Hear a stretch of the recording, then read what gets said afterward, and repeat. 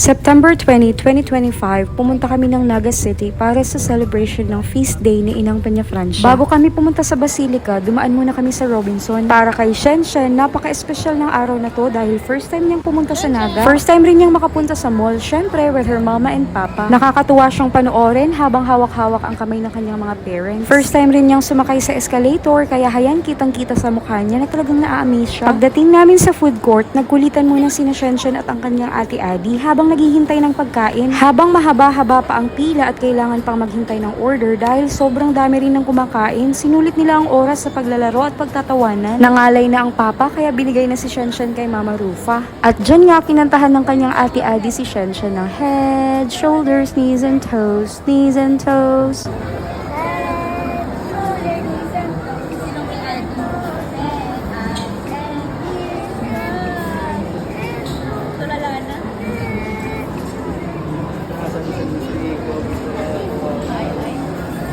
Tuwang-tuwa yan lagi kay Ate Adi niya. Love na love niyan si Ate Adi. Halos mag-aalas 2 na kami nakapag-lunch dahil sa dami ng tao. Pero kahit matagal ang hintayan, masarap pa rin ang kain lalo na't magkakasama kami. Na-amaze rin pala si Shenshen sa dami ng tao. Mula sa level 3 ng mall, kitang-kita niya ang mga tao sa ground floor. Pagkatapos ng mall, dumiretso na kami sa Basilica Minore. Doon nagkaroon kami ng pagkakataon na magsindi ng kandila. At sa pagtatapos ng araw, isa lang ang aming hiling. Sana ay dinggin ni Lord at Inang Peñafrancia ang lahat ng aming mga dasal. Maraming salamat Ina sa lahat ng blessings at sa patuloy na paggabay sa aming pamilya. May you always protect us with your mantle of protection. Hanggang dito na lang. Thank you for watching. With arms wide open